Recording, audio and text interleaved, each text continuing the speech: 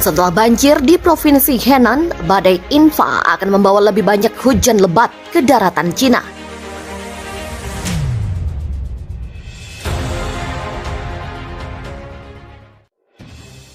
Setelah banjir di Provinsi Henan, badai Infa akan membawa lebih banyak hujan lebat ke daratan Cina.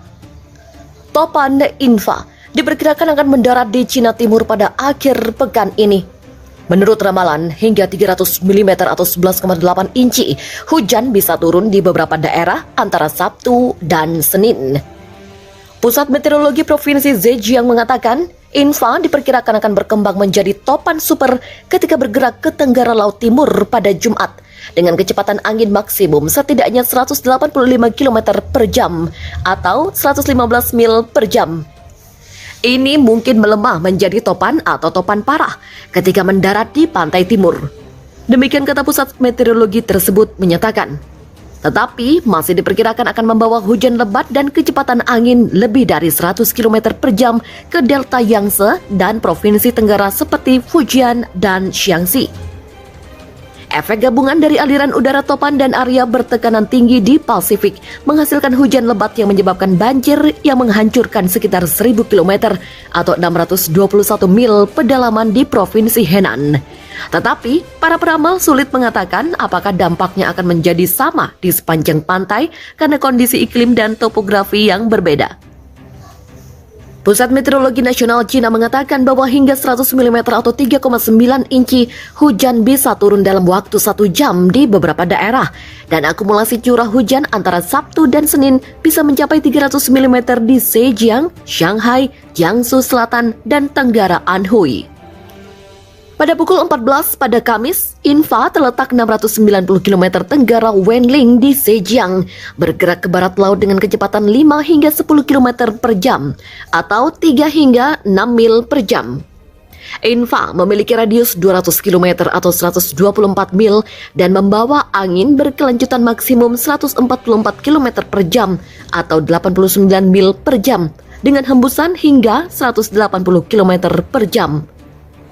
Sulit untuk mengatakan apakah hujan deras di pantai timur akan separah Zhengzhou karena ada banyak ketidakpastian.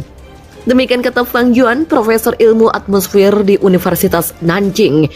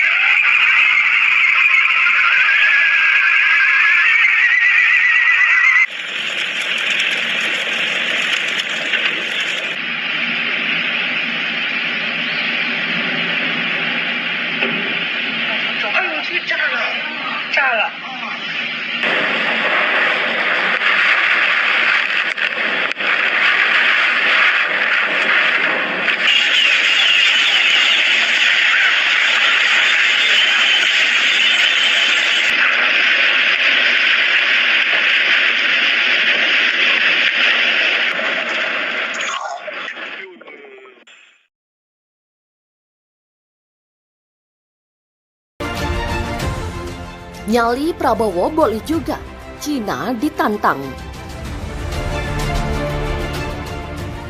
Nyali Menhan Prabowo Subianto lumayan oke. Jepang diajak latihan perang bersama di Laut Cina Selatan. Misinya menantang Cina. Pembahasan soal rencana ini sudah dilakukan dengan Menteri Pertahanan Jepang Nobuo Kishi di Tokyo, Jepang pada Minggu waktu setempat. Kerjasama dengan Jepang itu berjalan mulus. Maklum, Jepang merupakan mitra dagang terbesar kedua Indonesia dengan total nilai perdagangan 24,3 miliar US dollar. Ekspor Indonesia ke Jepang pada 2020 senilai 13,6 miliar US dollar atau bertengger di peringkat ke-14. Jepang juga adalah investor keempat terbesar di Indonesia. Rencana latihan perang ini dikupas habis Japan Times pada Senin 29 Maret. Prabowo dan Kishi sama-sama kompak mengirim pesan ke seluruh dunia. Isinya, Indonesia